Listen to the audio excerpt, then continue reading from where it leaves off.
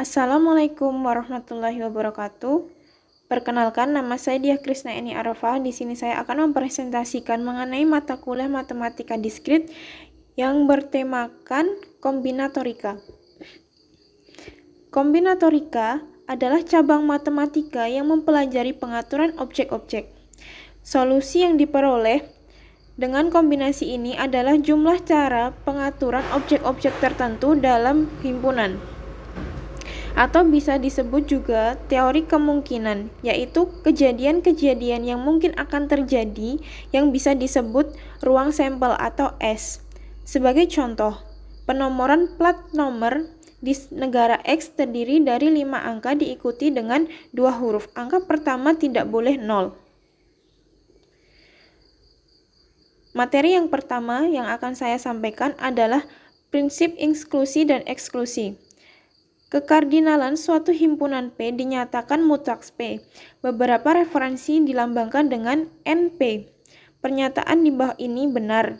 Seperti bisa dilihat 1, mutlak P gabung Hi lebih kecil sama dengan mutlak P plus mutlak Hi. Begitu juga seterusnya hingga nomor 6.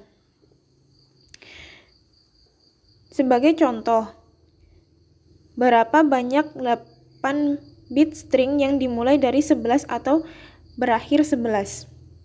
Di sini kita misalkan A adalah himpunan bit yang bermulai 11, B himpunan bit yang diakhiri 11, C himpunan bit yang dimulai dengan 11 dan diakhiri 11. Kita bedah satu persatu dari himpunan-himpunan tersebut.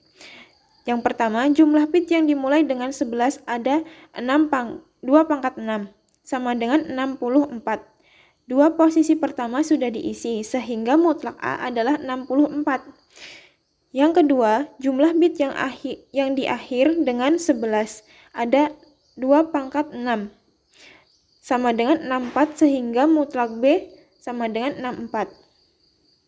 Untuk yang terakhir, jumlah bit yang berawal dan berakhir dengan 11 ada 2 pangkat 4 sama dengan 16, sehingga mutlak A iris B sama dengan 16. Dengan prinsip inklusi eksklusi, maka jumlah bit yang dimulai dengan 11 dan diakhiri 11 ada 112 buah.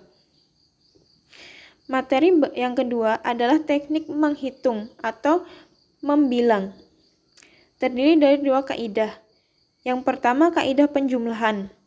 Kaidah penjumlahan, jika terdapat percobaan 1 yang mempunyai M hasil, percobaan 2 mempunyai N hasil, dan dilakukan hanya 1 percobaan, maka terdapat M ditambah N kemungkinan hasil percobaan. Yang kedua adalah kaidah perkalian. Jika terdapat percobaan 1 yang mempunyai M hasil, percobaan 2 mempunyai N hasil, dan melakukan kedua percobaan, maka terdapat M dikali N kemungkinan hasil percobaan. Materi yang ketiga adalah prinsip sarang burung.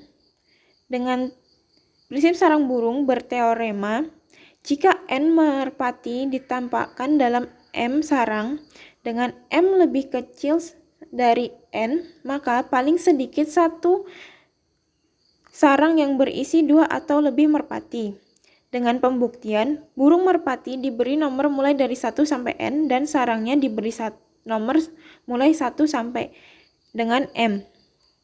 Sekarang, masukkan merpati nomor 1 ke dalam sarang nomor 1 dan seterusnya sampai merpati nomor N dimasukkan ke dalam sarang nomor M, sehingga masih tersisa N dikurang M merpati yang belum mendapatkan sarang. Oleh karena itu, paling tidak ada satu sarang yang memuat 2 atau lebih merpati. Sebagai contoh, misalkan terdapat banyak bola merah, bola putih, dan bola biru di dalam suatu kotak. Berapa paling sedikit jumlah bola yang diambil dari kotak tanpa melihat ke dalam kotak untuk menjamin sarang bola yang berwarna sama terambil. Penyelesaiannya dengan jika setiap bola dianggap sebagai sarang burung merpati, maka N sama dengan 3. Karena itu, jika orang mengambil paling sedikit N ditambah 1 sama dengan 4 bola atau merpati, maka dapat dipastikan sepasang bola yang warnanya sama diikuti terambil. Jika hanya diambil 3 bola, maka ada kemungkinan ketiga bola itu berbeda warna satu sama lain. Jika 4 bola adalah jumlah minimum yang harus diambil dari dalam kotak untuk menjamin terambil sepasang bola yang berwarna sama. Materi berikutnya adalah permutasi. Permutasi adalah banyaknya cara atau susunan yang dapat dilakukan dari suatu kegiatan. Untuk menghitung banyaknya cara digunakan faktorial. N faktorial dengan syarat N anggota bilangan asli. Rumus permutasi adalah NPR sama dengan P dalam kurung N, R dengan N mutlak N faktorial per N dikurang R faktorial. Dengan keterangan N sama dengan banyak objek R semua anggota permutasi. Sebagai contoh, 4 nama diambil dari 24 anggota dari suatu kelompok untuk dijadikan ketua, wakil ketua, bendahara, sekretaris. Berapa banyak cara yang dapat digunakan? Penyelesaiannya menggunakan rumus rumus permutasi. Bisa dilihat pada layar. NPR sama dengan PNR sama dengan N faktorial dibagi N dikurang R faktorial. N adalah 24 dan R adalah 4. Sama dengan 24 faktorial dibagi 24 dikurang 4 faktorial sama dengan 24 faktorial dibagi 20 faktorial menghasilkan 255.024. Berikutnya, mengenai kombinasi. Kombinasi adalah banyaknya susunan atau cara yang dapat dibentuk tanpa memperhatikan urutannya. Rumus kombinasi seperti CNR sama dengan PNR per R faktorial sama dengan N faktorial dibagi R faktorial dikali N dikurang R faktorial. Sebagai contoh, misalkan ada 2 buah bola yang warnanya sama 3 buah kotak. Setiap kotak hanya boleh berisi paling banyak 1 bola. Jumlah cara memasukkan bola ke dalam kotak. Penyelesaiannya. CNR sama dengan PNR per R faktorial sama dengan N faktorial per R faktorial dikali N kurang R faktorial. Menghasilkan P 3,2 per 2. P 3,2 per 2 faktorial sama dengan 3 faktorial per 1 faktorial dibagi 2 faktorial sama dengan 3 dikali 2 per 2 sama dengan 3. Berikutnya adalah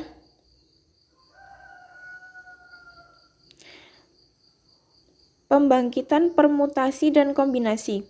Misalkan diberikan sebuah permutasi A1, A2, A3 sampai AN, bagaimana cara menentukan permutasi berikut yang disebut. Misalkan permutasi berikut adalah X sama dengan B1, B2, B3 sampai dengan Bn, maka X memenuhi syarat sebagai berikut. 1. A1 sama dengan B1. A lebih kecil sama dengan I lebih kecil M-1 dan M lebih kecil dari BM untuk kemungkinan M yang terbesar. BM merupakan unsur terkecil di antara AM plus 1, AM plus 2 sampai dengan AN yang lebih besar daripada AM.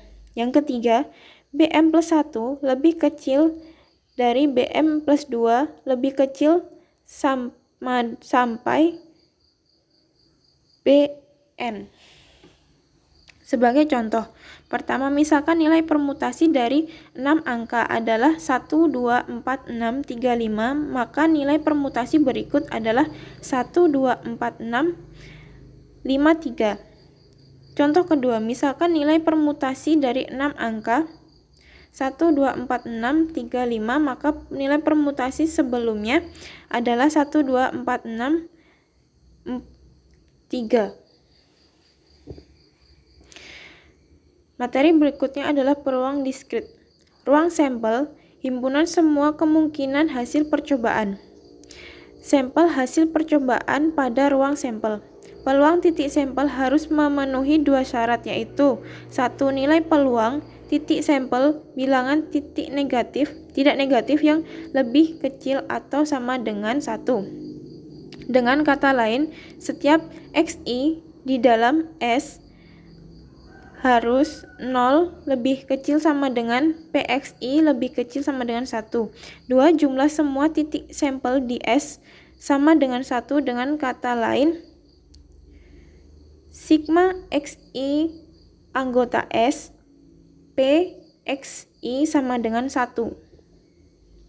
Sebagai contoh, pelemparan dadu yang tidak setimbang, peluang memperoleh angka 1 adalah 1/3, peluang angka yang lain adalah 2/5.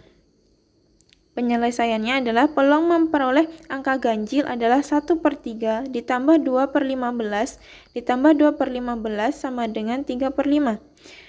Kedua, peluang memperoleh angka genap 2/15 ditambah 2/15 ditambah 2/15 sama dengan 2/5. Materi berikutnya adalah peluang bersyarat. Misalkan PB XI menyatakan peluang kejadian B telah terjadi sehingga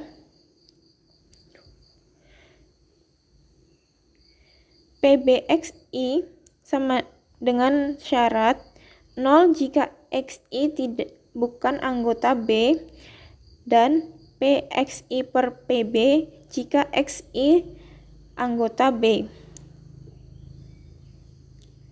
Dapat dilihat rumus untuk peluang bersyarat adalah P dengan A banding B sama dengan sigma XI anggota A iris B PB XI.